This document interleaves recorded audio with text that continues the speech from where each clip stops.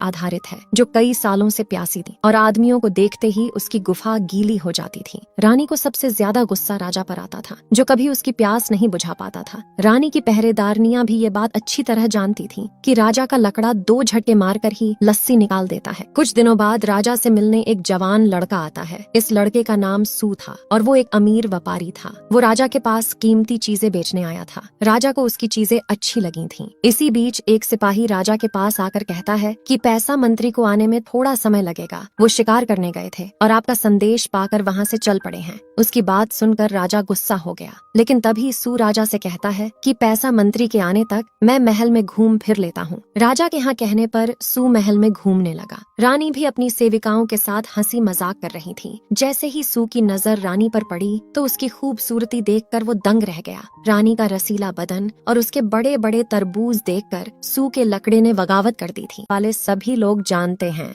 कि बूढ़ा राजा रानी को खुश नहीं कर पाता। लुई की बात सुनकर सू की आंखों में चमक आ गई थी। थोड़ी देर बाद सू फिर राजा के पास पहुंच चुका था। राजा ने उसकी कीमती चीजें रख ली थीं और सू अब पैसे लेकर यहाँ से जाना चाहता था। उसने जब राजा से पैसे मांगे तो राजा उसका मजाक उड़ाने लगा। राजा की हरकत देखकर सू को बहुत गुस्सा आता है और वो वहाँ से चला जाता है। वैसे सू एक जादूगर था, वो हर जगह उड़कर ही आता जाता था। सू ने ये बात किसी को नहीं बताई थी, क्योंकि वो अपने जादू का इस्तेमाल अपने व्यापार में भी करता था। इस समय सू अपने घर में था और उसे बार बार रानी की याद सता रही थी। दूसरी तरफ रानी राजा का इंतजार कर रही थी और जल्द ही राजा अपनी रानी के पास पहुंच जाता है। हमेशा की तरह आज भी राजा के लकड़े ने 2 झटके मारकर ही लस्सी निकाल दी थी, जिस कारण रानी एक बार फिर राजा पर बहुत गुस्सा करती है। वो गुस्से में आकर राजा को भला बुरा कहने लगी, जिसके बाद राजा वहाँ से चला गया। पहरेदारनियों को भी पता चल गया था कि आज भी राजा रानी की गुफा के आगे हार गया। अगले दिन सू महल के पास पहुँच गया।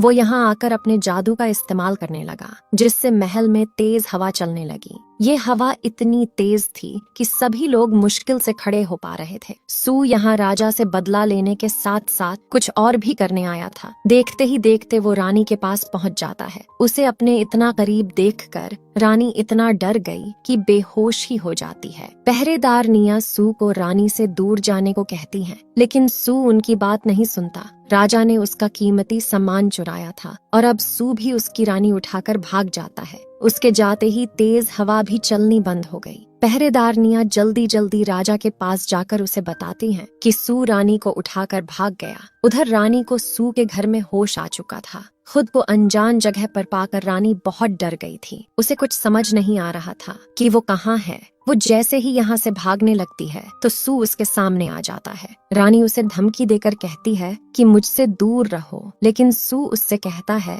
कि तुम्हारी गुफा मेरे लकड़े को अपने पास बुला रही है और तुम मुझे दूर जाने को कह रही हो। इसके आगे वो कहता है कि तुम चाहकर भी यहाँ से भाग नहीं सकती।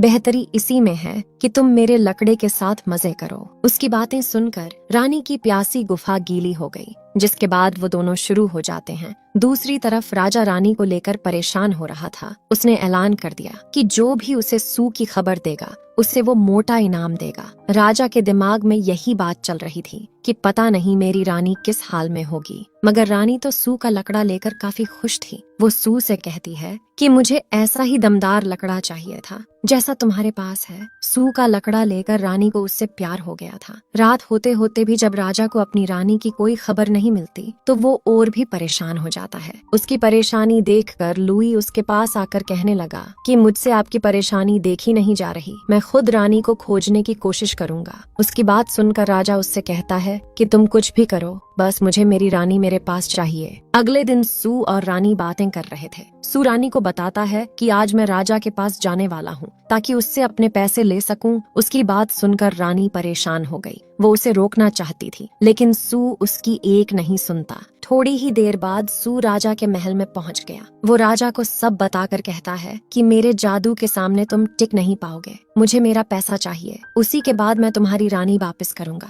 लुई भी उनके पास बैठा सारी बातें सुन रहा था और सू की बातें सुनकर वो वहाँ से चला जाता है। बाहर आकर उसने खुद को गायब कर लिया। दरअसल लुई भी थोड़ा बहुत जादू जानता था और वो जरूरत पड़ने पर ही अपने जादू का इस्तेमाल करता था। अंदर राजा सू से थोड़ा समय मांगता है ताकि वो पैसों का इंतजाम कर सके। सू उसकी बात सुनकर वहां से चला जाता है। थोड़ी ही देर बाद सू फिर से रानी के पास पहुंचकर उसकी गुफा के मजे लेने लगा।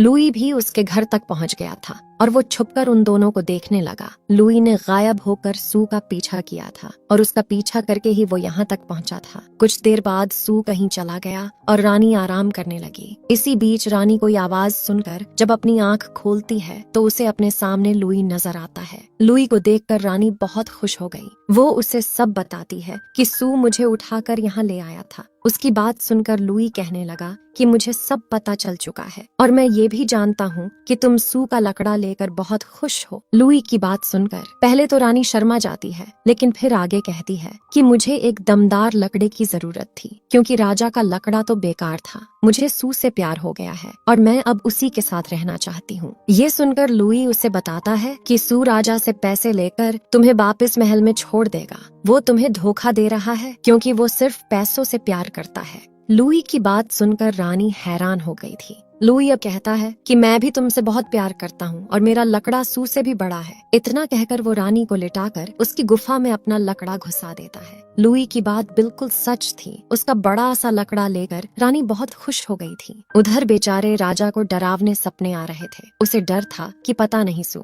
बेचारी रानी की गुफा के साथ क्या क्या करेगा। वैसे राजा का डर सही था क्योंकि रात होते होते सू ने अपना लकड़ा रानी की गुफा में घुसा दिया था। अगले दिन जब सू कहीं बाहर चला गया तो लुई रानी के पास आकर शुरू हो गया। लस्सी निकालने के बाद वो रानी से कहने लगा कि जब सू राजा से पैसे लेकर जाएगा तो मैं उसे घेर कर मार दूंगा। थोड़ी ही देर बाद सू राजा के पास पैसे लेने पहुंच गया। वो जब राजा से पैसे मांगता है तो राजा उससे अपनी रानी मांगता है। राजा की बात सुनकर सू को गुस्सा आ गया और वो महल की तबीयत खराब हो जाती है। रानी के कारण राजा कई दिनों से परेशान था, इसीलिए उसकी तबीयत खराब हुई थी। महल में कई दिनों तक राजा का इलाज चलता है, लेकिन राजा की हालत में कोई सुधार नहीं होता। अपनी मौत को करीब देखकर वो लुई को अपने पास बुलाकर कहता है कि जिस दिन तुमने सू को मार दिया उसी दिन तुम राजा बन जाओगे। इतना कहकर राजा ने दम तोड़ दिया। अगले ही दिन लुई अपनी सेना को साथ ले